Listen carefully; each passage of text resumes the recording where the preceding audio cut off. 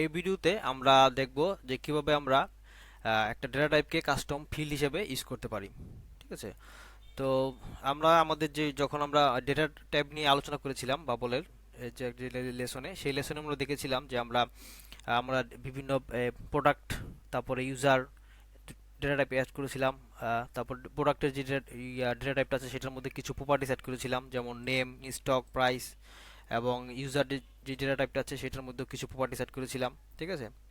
তা আমরা এখান থেকে আমরা জাস্ট কোনো একটা ডেটা টাইপকে সেখান থেকে আমরা জাস্ট প্রপার্টি অ্যাড করতাম। ঠিক আছে, প্রপার্টি বা অ্যাট্রিবিউট অ্যাড করতাম, যে প্রোডাক্টের নেম থাকতে পারে, প্রাইস থাকতে পারে। ঠিক আছে, তো এই জিনিসগুলো অ্যাড করতাম। তো এখন যে জিনিসটা নিয়ে আমরা কথা বলতে চাচ্ছি সেটা হচ্ছে যে কিভাবে আমরা একটা কাস্টম ফিল্ড হিসেবে ডেটা টাইপ অ্যাড করতে পারি। বিষয়টা আমি যদি একটু মানে এই জিনিসটা কেন প্রয়োজন সেটা নিয়ে যদি একটু বলি, যে এখানে আমাদের যে দুইটা ডেটা টাইপ আছে আপাতত, যে ইউজার আর প্রোডাক্ট নিয়ে যদি আমি বলি, যে প্রোডাক্ট যে ডেটা টাইপটা আছে সেটা কিন্তু একটা আলাদা আলাদা, সেটার কিছু প্রপার্টিস আছে, যেমন ইন স্টক, নেম, প্রাইস। মানে প্রোডাক্টের ইন স্টক, প্রোডাক্টের নেম, প্রোডাক্টের প্রাইস আছে। এবং ইউজার যে ডেটা টাইপটা ছিল আগে, ঠিক আছে, আছে সেটার মধ্যে ইউজারদের নেম, ইউজারের favourite movies, profile picture, user name. মানে এই দুইটার সাথে কিন্তু প্রোডাক্টের সাথে ইউজারদের কিন্তু কোনো সম্পর্ক নাই, দুইটা কিন্তু দুটো আলাদা ডেটা টাইপ। হ্যাঁ। এখন আমাদের যদি এরকম কোনো ফিচারের প্রয়োজন হয় বা এমন কোনো রিকোয়ারমেন্টের প্রয়োজন হয় যে ইউজারদের সাথে প্রোডাক্টের একটা সম্পর্ক, মানে একটা অ্যাসোসিয়েশন, রিলেশনশিপ করার প্রয়োজন হয়। ঠিক আছে। তো সেই জিনিসটা আমরা কীভাবে করতে পারি? সেই জিনিসটা আমরা করতে পারি যে একটা ডেটা টাইপকে কাস্টম ফিল্ড হিসেবে ইউজ করে। যেমন অনেক সময় প্রয়োজন হতে পারে যে একটা প্রোডাক্ট কোন কোন ইউজার কিনেছেন, ঠিক আছে, বা একটা ইউজার কী কী প্রোডাক্ট কিনেছেন, তখন কিন্তু একটা রিলেশনশিপ প্রয়োজন হতে পারে। ঠিক আছে। তো এই জিনিসগুলো আরও বিভিন্ন ক্ষেত্রে হতে পারে, যেমন একজন স্টুডেন্টের মার্কস, একজন স্টুডেন্ট কী কী এক্সাম দিয়েছেন, বা একজন স্টুডেন্টের একজন কোম্পানির সাথে এমপ্লয়ির কী কী সম্পর্ক হতে পারে, রিলেশনশিপ হতে পারে। ঠিক আছে, এই ধরনের যে রিলেশনশিপগুলো, এগুলোই আমরা এই ডেটা টাইপকে কাস্টম ফিল্ড হিসেবে ইউজ করার মাধ্যমে করতে পারি। তো এই ভিডিওর জন্য আমরা দুইটা নতুন ডেটা টাইপকে অ্যাড করেছি। আপনারা দেখতে পাচ্ছেন যে প্রোডাক্ট নামে একটা ডেটা টাইপ আছে, সেটার কিছু দুইটা প্রপার্টিস আছে, ডেসক্রিপশন এবং নেম। আর যে ভার্সন, একটা নতুন ডেটা টাইপ অ্যাড করেছি আমি, সেটার কিছু প্রপার্টিস আছে, start date and date, version name. ঠিক আছে, আপনি যে দেখতে পাচ্ছেন। ঠিক আছে। এখন আমাদের যদি আমরা ডেটাটাতে যাই, আমাদের এখানে কিন্তু ভার্সনের মধ্যে কোনো ডেটা নাই এবং প্রজেক্টের মধ্যে কোনো ডেটা নাই। তো আমরা আগে একটা প্রজেক্ট আর ভার্সনের মধ্যে কিছু ডাটা আগে অ্যাড করি। তো আমি একটা নতুন একটা প্রজেক্ট অ্যাড করছি। এই যে আমি একটা প্রজেক্ট অ্যাড করে ফেললাম এবং এখন একটা ভার্সন অ্যাড করতে যাচ্ছি। দেখতে পাচ্ছেন একটা নতুন ভার্সন ক্রিয়েট করে ফেললাম, ভার্সন এবং একটা প্রজেক্ট আছে। ঠিক আছে। এখন যেটা হচ্ছে যে এই যে ভার্সনটা আছে, এখন এই ভার্সনের সাথে যদি আমরা প্রজেক্টের একটা রিলেশনশিপ করতে চাই, যে ভার্সনটা কোন প্রজেক্টের, ঠিক আছে, তখন আমরা যেটা করতে পারি সেটা আমাদের এই জিনিসটা করার জন্য আমাদের যেটা করতে হবে, আমরা যে ডেটা টাইপ আছে সেখানে ভার্সনের যে প্রপার্টিসগুলো আছে, এখানে আমরা আহ, নতুন একটা ফিল্ড অ্যাড করব। সেটা কীভাবে অ্যাড করব? এই যে এখান থেকে আমরা নতুন একটা ফিল্ড অ্যাড করতেছি, ফিল্ডের নাম দিচ্ছি ফর প্রজেক্ট। ঠিক আছে, প্রজেক্ট। এখান থেকে আমরা যে ফিল্ড টাইপটা চুজ করব সেটা হচ্ছে এই যে একবার নিচের দিকে দেখতে পাচ্ছেন এই যে প্রজেক্ট। এই যে প্রজেক্ট যে ফিল্ড টাইপটা আছে, মানে ডেটা টাইপটা আছে, এটা কিন্তু আমাদের কাস্টম একটা ফিল্ড। ঠিক আছে, আমরা নিচে ক্রিয়েট করলাম কিছুক্ষণ, ক্রিয়েট করেছি কিছুক্ষণ আগে প্রজেক্ট ফিল্ডটা। তো সেটা এখান থেকে সিলেক্ট করবো। আমরা কিন্তু এখান থেকে যে ট্যাক্স, নাম্বার, তারপর ডেট, এগুলো কোনো কিছু সিলেক্ট করি নাই। আমরা ক্রিয়েট করতেছি কোনটা, এগুলো হচ্ছে আপনার এই যে text, number, numeric, date type, তারপর ডেট রেঞ্জ, এগুলো হচ্ছে আপনার বিল্ট ইন বা বলে বিল্ট ইন কিছু ফিল্ড টাইপ। ঠিক আছে। কিন্তু এই যে নিচের দিকে যে ইউজার, এই যে প্রোডাক্ট, প্রজেক্ট, ভার্সন, এগুলো হচ্ছে আমাদের নিজেদের ক্রিয়েট করা কাস্টম ফিল্ড। ঠিক আছে। তো এখান থেকে আমরা প্রজেক্টটা, যেহেতু আমরা ভার্সনের সাথে প্রজেক্টের একটা রিলেশনশিপ করতে যাচ্ছি, সেই জন্য আমরা প্রজেক্টটা সিলেক্ট করলাম ভার্সনের জন্য। ঠিক আছে। তো এখান থেকে ক্রিয়েট দিচ্ছি। ওকে, ক্রিয়েট হয়ে গেছে। এখন আমরা আমাদের যে ডেটা টাইপ আছে সেখানে ফিরে যাই। ওকে।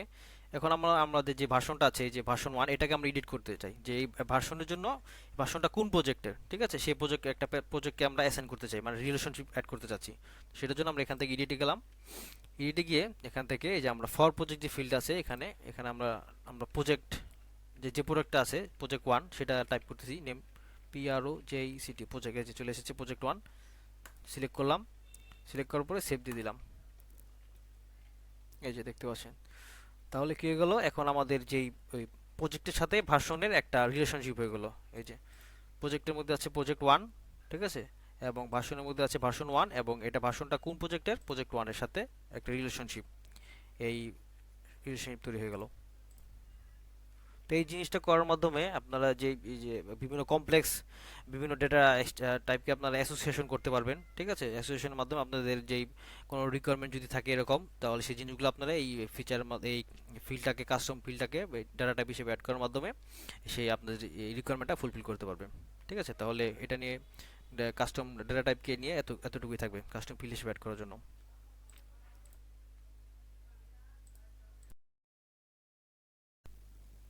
কথা বলবো সেটা হচ্ছে ফাইল আপলোডার এলিমেন্ট। তো আমাদের ওয়েবসাইটে যদি কখনো প্রয়োজন হয় যে আমরা কোনো একটা ফাইল আপলোড করব, হতে পারে সেটা পিডিএফ ফাইল বা টেক্সট ফাইল বা ডকুমেন্ট টাইপের ফাইল, সেটা যদি কোনো আমাদের এমন কোনো দরকার প্রয়োজন হয় ফাইল আপলোডের, তো সেক্ষেত্রে আমরা এই ফাইল আপলোডার এলিমেন্টটা ইউজ করতে পারি।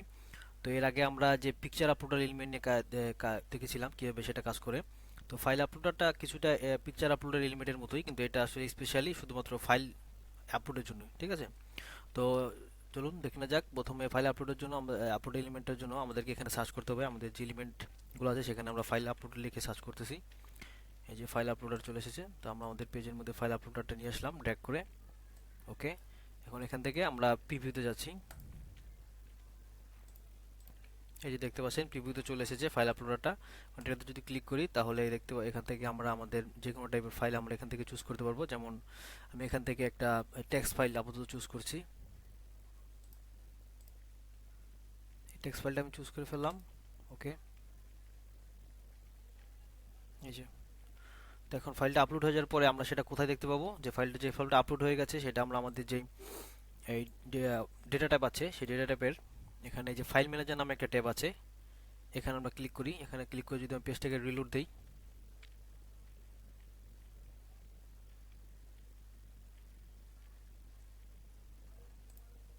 এই যে দেখতে পাচ্ছেন চলে এসেছে। তো আপনারা দেখতে পাচ্ছেন যে এখানে ফাইলটা চলে এসেছে। তো এখন ফাইলটা বাই ডিফল্ট আমরা যখন কোনো এটার উপরে কোনো রুলস অ্যাপ্লাই না করব, তো তখন এটা ফাইলটা আর কি বাই ডিফল্ট পাবলিকলি থাকবে। কিন্তু আমরা যদি কোনো একটা প্রাইভেসি রুলস ইউজ করি তখন সেটাকে সেই অনুযায়ী সেটা অ্যাক্সেস হবে। তো চলুন কীভাবে দেখা না যাক কীভাবে প্রাইভেসি রুলস ইউজ করতে হয়। এখানে যে ফাইলের যে প্রপার্টি এডিটরটা আছে সেটাতে আমরা এখানে দেখতে পাচ্ছি যে মেক দিস ফাইল প্রাইভেট নামে একটা অপশন আছে। এটাতে যদি আমরা ক্লিক করি, এই যে দেখতে পাচ্ছেন যে আমরা ফাইলটাকে মানে কে কে দেখতে পাবে, মানে সেটার উপর আমরা একটা প্রাইভেসি কিছু রুলস আমরা এখানে দিতে পারি যে কারা দেখতে পাবে। তো এখানে আমরা এই ফাইলটাকে আমরা কারেন্ট ইউজার আছে সেটা আমরা সিলেক্ট করে দিচ্ছি। ওকে, কারেন্ট ইউজার সিলেক্ট করে দিলাম। শুধুমাত্র আমরা কারেন্ট ইউজার যারা আছে তারাই শুধুমাত্র ফাইলটা দেখতে পাবে। ঠিক আছে, তাহলে এখন আমরা যদি আমাদের যে অ্যাপটাকে প্রিভিউ করি। ওকে, এখন আমরা একটা নতুন আরেকটা ফাইল আপলোড করতে যাচ্ছি।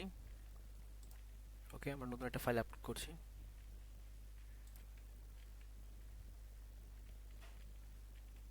ওকে, আপলোড হয়ে গেছে। এখন আমরা যদি ডেটা ট্যাবে যাই, যদি রিফ্রেশ দিই পেজটাকে, এই যে দেখতে পাচ্ছেন এখন যে ফাইলটা আপলোড করলাম মাত্র, এই যে সেটা আপনার সেটার জন্য একটা অ্যাটাচ টু মানে অ্যাটাচ হয়ে গেছে কারেন্ট ইউজারদের সাথে। ঠিক আছে, আগের যে ফাইলটা আপলোড করেছিলাম সেটা পাবলিকলি আছে, সেটা কারোর সাথে মানে অ্যাটাচ হয় নাই।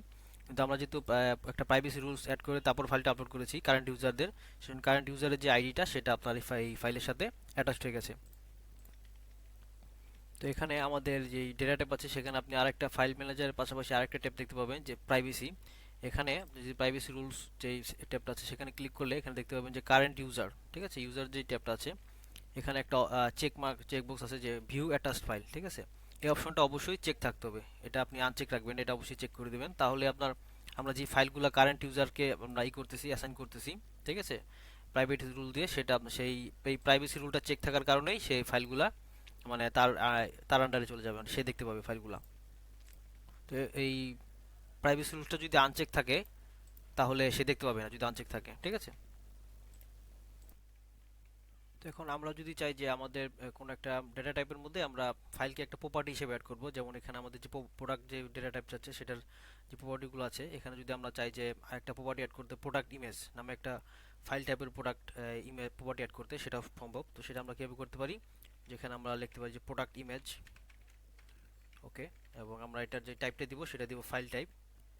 ওকে, এখান থেকে ক্লিক করে ফেললাম, এই যে দেখতে পাচ্ছেন এই যে যে এখানে যে আমরা প্রোডাক্ট ইমেজ নামে যেই ফাইল টাইপের প্রপার্টিটা অ্যাড করলাম সেটা চলে এসেছে। এবং আমরা যদি আমাদের অ্যাপ ডাটাতে যাই, যেমন এখানে আমাদের যেই প্রোডাক্টগুলো ছিল সেগুলোর পাশাপাশি আমরা এখন প্রতিটা প্রোডাক্টের জন্য একটা ইমেজ রাখার জন্য একটা ফিল্ড পেয়ে গেছি। ঠিক আছে, তো আমরা যদি এখানে ব্যাগ যেই প্রোডাক্ট আছে সেটা যদি আমরা এডিট করি, এডিট করে এখান থেকে আমরা ব্যাগের একটা ইমেজ আপলোড করতে পারবো। যেমন এখান থেকে আমরা ব্যাগের জন্য একটা ইমেজ আপলোড করে ফেললাম। ওকে, এখন আমরা সেভ দিচ্ছি। এই যে দেখতে পাচ্ছেন ব্যাগের একটা যে ইমেজটা আমরা আপলোড করলাম সেটা একটা লিংক জেনারেট হয়ে গেছে। এখন এই লিংকটা থেকে আমরা ফাইলটাকে ডাউনলোড করতে পারবো, এবং আমাদের যদি প্রয়োজন হয় যে আমরা এই ইমেজটাকে কোথাও আমাদের ওয়েবসাইটে শো করব, সেটাও সম্ভব। এছাড়া সর্বশেষে আমরা যদি দেখি যে আমাদের ফাইলের যে প্রপার্টি এডিটরটা আছে সেখানে আরও কিছু অপশন আছে, যেমন enable auto binding on parent elements thing. এটা এখানে আমরা অটো বাইন্ডিং করে দিতে পারবো। তারপর আপনার ইনিশিয়াল কন্টেন্ট স্ট্যাটিক ফাইল, ঠিক আছে, আমরা এখানে একটা ইনিশিয়ালি একটা স্ট্যাটিক ফাইল হিসেবে কন্টেন্ট আপলোড করে রাখতে পারবো এবং ডাইনামিক লিঙ্ক হিসেবে অ্যাড করতে পারবো। এবং এখানে আরেকটা যেটা অপশন আছে সেটা হচ্ছে ম্যাক্সিমাম ফাইল সাইজ। ঠিক আছে, এখানে আমরা যদি চাই যে আমরা যে ফাইলটা এখান থেকে আপলোড করবো সেটা একটা স্পেসিফিক সাইজের উপরে আমরা কোনো ফাইল নিব না। ঠিক আছে, এখানে যেমন 50 দেওয়া আছে, তো আমরা 5 GB এর উপরে কোনো ফাইল নিব না, সেজন্য আমরা ম্যাক্স সাইজ মানে 50 দিয়ে রাখছি। তো এটা আপনারা যদি চান আপনি নিজের মতো করে কাস্টমাইজ করে নিতে পারেন। তো সেটা সেখানেও সেটাও এই অপশনটার মাধ্যমে সেটা কন্ট্রোল করা সম্ভব। তো ফাইল আপলোড এলিমেন্ট নিয়ে এতটুকুই থাকবে। আমরা পরবর্তী টপিকে তাহলে চলে যাই।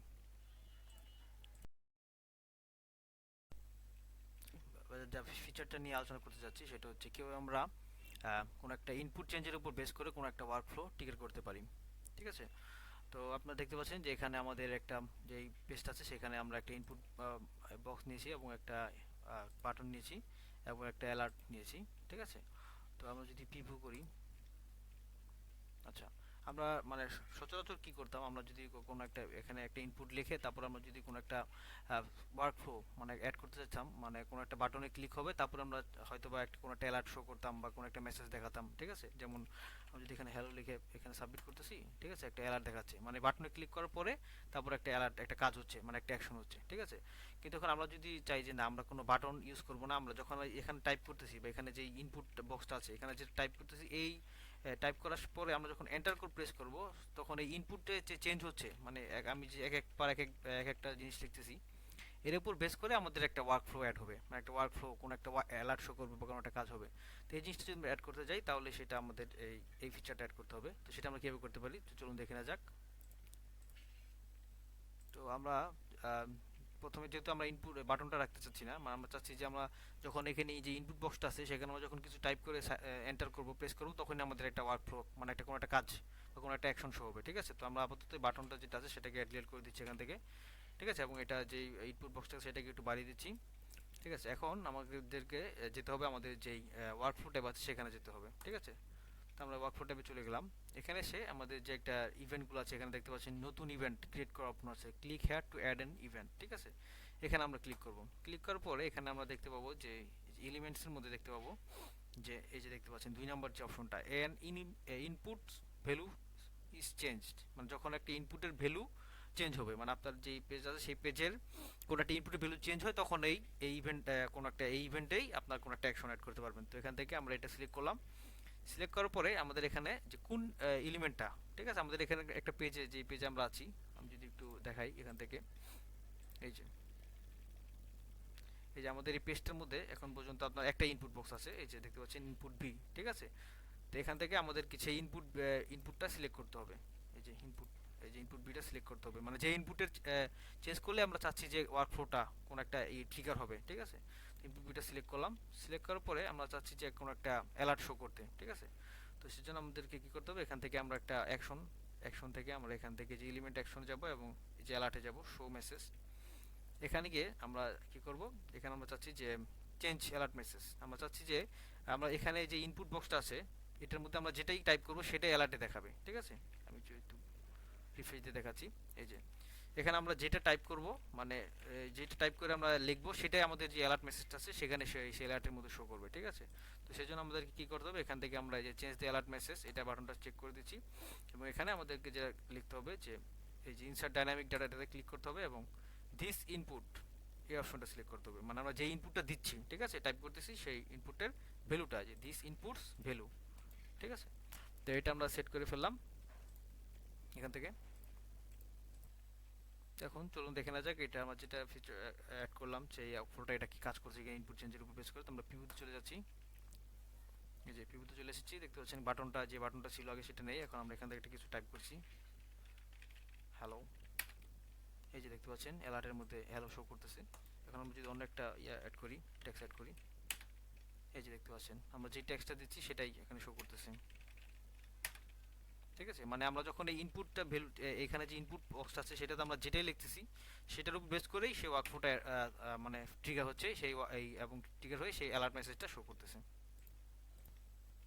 অ্যাকচুয়ালি এখান থেকে আমরা, আপনি যতবারই এখান থেকে যে ইনপুট ভ্যালুটা চেঞ্জ করবেন ততবারই আপনার ওই যে ওয়ার্কফ্লোটা আমরা সেট করে দিয়ে আসছি আমাদের ওয়ার্কফ্লো ট্যাবে, সেটা ততবারই মানে ট্রিগার হবে। তো এইভাবে কাজটা কীভাবে হচ্ছে সেটা যদি আপনার একটু দেখতে চান ডিবাগিং করে, তাহলে আপনার এখান থেকে এই যে স্টেপ বাই স্টেপ মোড আছে অথবা স্লো মোড আছে, এটা থেকে আপনারা দেখতে পারবেন, ঠিক আছে। আমরা যদি স্টেপ বাই স্টেপ মোডটা ইউজ করি এবং আমরা যদি এখানে একটা চেঞ্জ করি,